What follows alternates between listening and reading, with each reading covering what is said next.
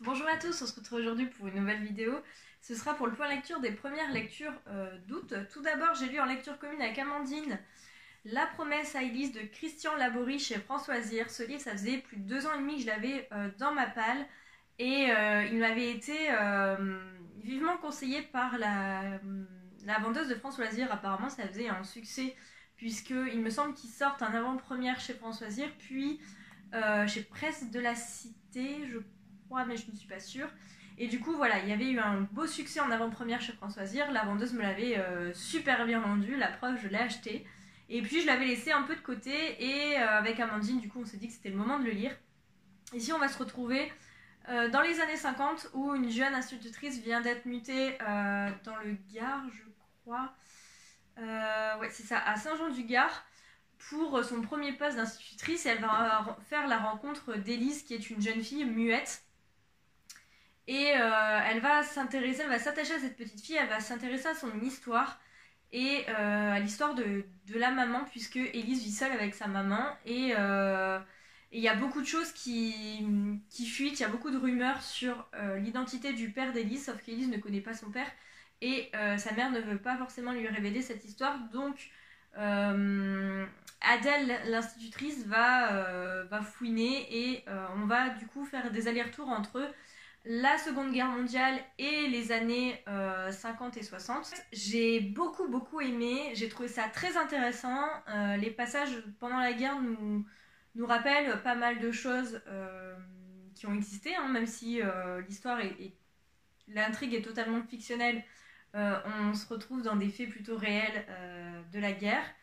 Et voilà, donc du coup j'ai pas mal aimé ce passage. Les passages aussi, du coup, au présent, si on peut dire, dans les années 50-60, j'ai bien aimé, j'ai beaucoup aimé le personnage d'Adèle, le personnage de la maman aussi, et voilà, j'ai tout aimé en gros. Et j'ai vu que là, il y avait un nouveau roman de Christian Laborie qui était sorti chez François Zir. Alors, j'ai déjà fait mon achat François Zir, mais je pense que pour la fin de l'année, ce sera sûrement un de mes prochains achats. Et je pense qu'Amandine aussi, au vu de notre appréciation de ce roman, on, on lira ensemble l'autre tome. Tu me diras, Amandine, mais en tout cas, moi je suis partante pour découvrir d'autres romans de cet auteur que j'ai beaucoup aimé. La plume, l'histoire, malgré les 500 pages, ça s'est dévoré. Et j'avais qu'une envie quand j'ai arrêté le roman, c'était de le reprendre. Donc voilà, si vous aimez les contemporains et les historiques, n'hésitez pas. Je pense que vous pouvez beaucoup aimer cette histoire. Ensuite, un petit contemporain que j'ai lu très vite, il s'agit de Mémé dans les orties d'Aurélie Valogne au livre de poche. Je l'ai lu sur la journée ou peut-être 2 jours maximum. On va retrouver Ferdinand Brun, qui est un monsieur de 83 ans, qui est connu pour être un homme bourru, qui a jamais su avoir de relations sociales et surtout garder ses amis, ses proches, même sa femme. Et il a des relations assez particulières avec sa fille unique et aussi ses voisines, puisque Ferdinand a emménagé il y a quelques temps dans une résidence où il y a que des personnes âgées, beaucoup de cancans, et voilà, il aime bien faire peur à ses voisines, les embêter. Et pour seul ami, il a sa chienne Daisy, je crois, qui est un dog allemand. Ça doit être ça. Donc voilà, il y a une petite fille qui va arriver dans cette résidence faire bouger tout ça. Et j'ai bien aimé. Il y a eu des passages assez marrants, des passages aussi émouvants. Ça me rappelle beaucoup les romans de Virginie Grimaldi. Donc si vous aimez le style de Virginie Grimaldi, je pense que vous aimez aussi le style d'Aurélie Valogne. Mais celui-ci, je l'ai trouvé plus humoristique et plus léger, malgré certains thèmes quand même assez touchants, que le précédent de l'auteur que j'avais lu, qui était euh, Au petit bonheur la chance, je crois, qui était sur une relation entre un petit garçon et sa grand-mère. Et celui-ci, je l'avais trouvé beaucoup plus émouvant et dur à lire que celui-ci. C'était vraiment de la détente à 100%. Donc voilà, pour cet été, je trouvais que c'était assez frais entre deux lectures comme ça. C'est plutôt pas mal, donc celui-ci, pareil, je le garderai. Je sais qu'un jour, je pourrai le relire. Et je continuerai ma découverte d'Aurélie Valogne quand je les trouverai d'occasion. Ensuite, une lecture beaucoup moins légère. Il s'agit de Joli Joli Monstre de Julien Dufresne-Lamy chez Belfond. Il sort le 22 août et je n'ai qu'une chose à vous dire, c'est précipitez-vous dans votre librairie le 22 août pour l'acheter parce que j'ai beaucoup aimé cette histoire. On est dans du contemporain, on se retrouve sur 30 décennies avec, donc on débute dans les années 70-80 où on rencontre James qui est l'une des plus belles drag queens de New York.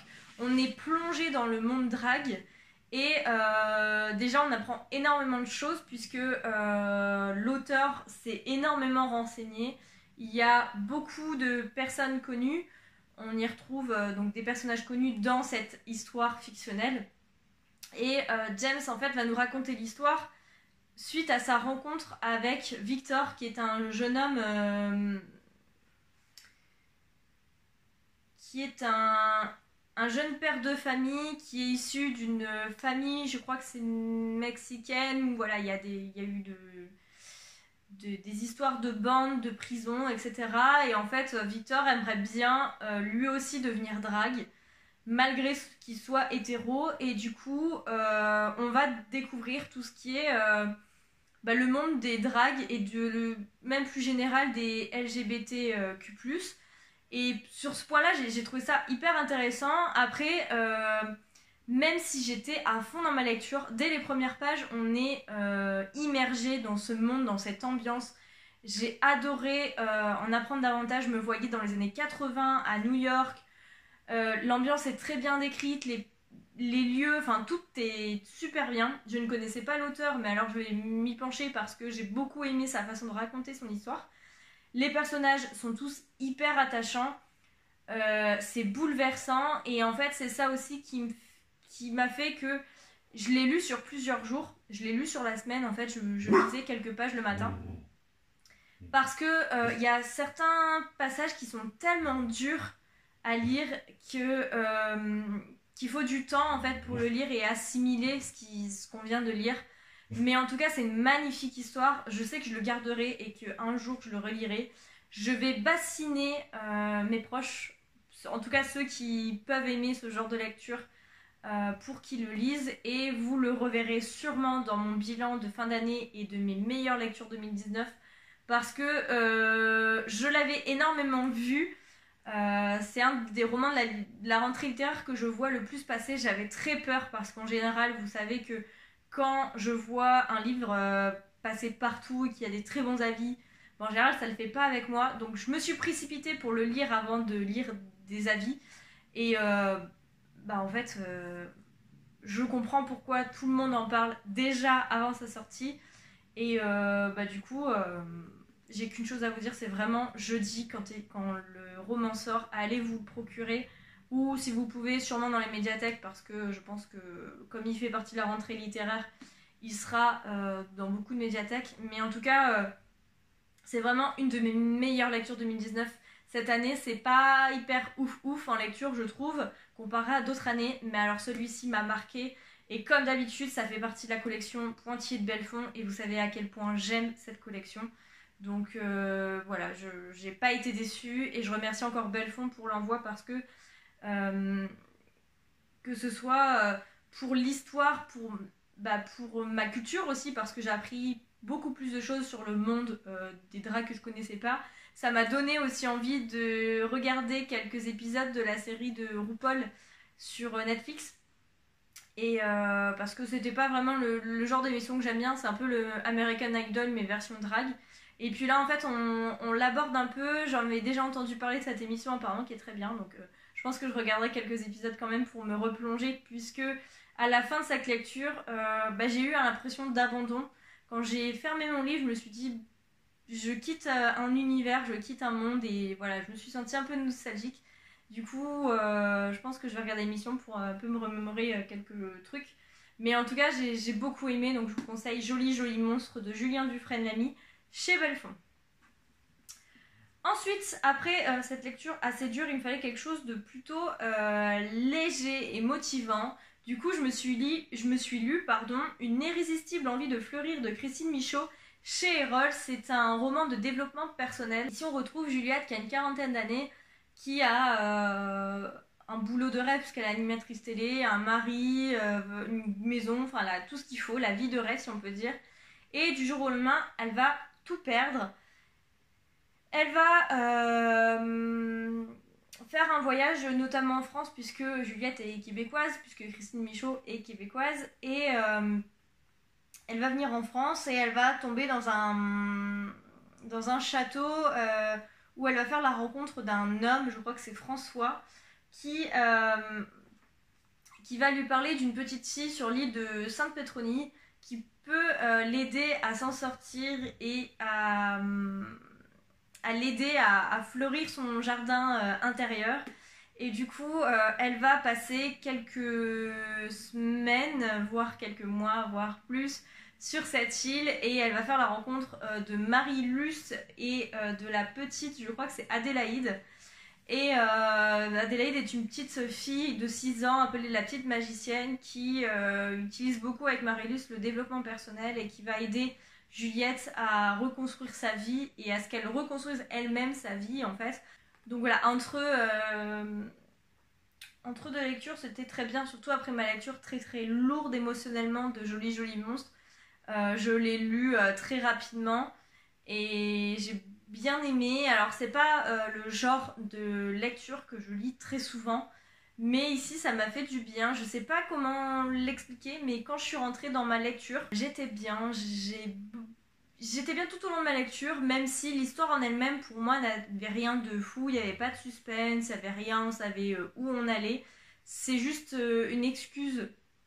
C'est juste un prétexte pour l'auteur pour nous parler des concepts de vie, des conseils qu'on peut utiliser pour améliorer sa vie. Et du coup, voilà. Mais je sais pas pourquoi, tout le long de la lecture, je me suis sentie bien. J'ai beaucoup aimé cette lecture.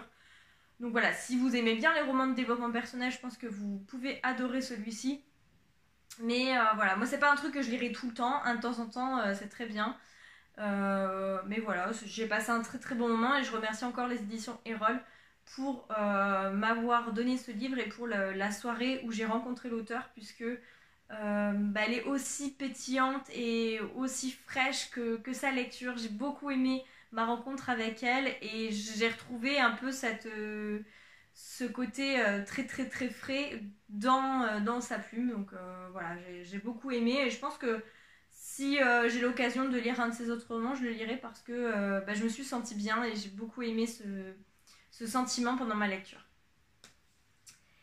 Et enfin, je me suis fait un petit trip hier soir et j'ai fini ce matin parce que voilà, je me suis endormie. Je me suis lu l'enquête de Nestor Burma, Les Caras de l'Opéra par Jacques Saussé, donc chez French Pub en collection Polar. Celui-ci je me l'étais acheté en juin je crois et je vous ai dit il va forcément y passer rapidement parce que j'aime beaucoup Jacques Saussé et j'étais curieuse de découvrir ce que French Pulp faisait de la réédition, pas de la réédition mais de l'utilisation de Nestor Burma. French Pulp a décidé de remettre au goût du jour le personnage de Nestor Burma et donc sur 3 à 4 livres par an je crois, un auteur différent écrit une enquête sur Nestor Burma. Ici du coup j'ai commencé par Jacques Saussé puisque c'était celui dont je connaissais la plume et j'avais très envie de découvrir dans un autre genre puisque on sent que c'est vraiment du polar à la française à l'ancienne et il n'y a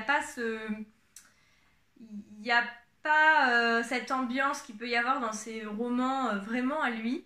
Donc il a réutilisé le personnage de Burma, mais même si c'est du polar plutôt classique, on a retrouvé l'humour et la fraîcheur de la plume de Jacques Saussé, donc ça j'ai aimé.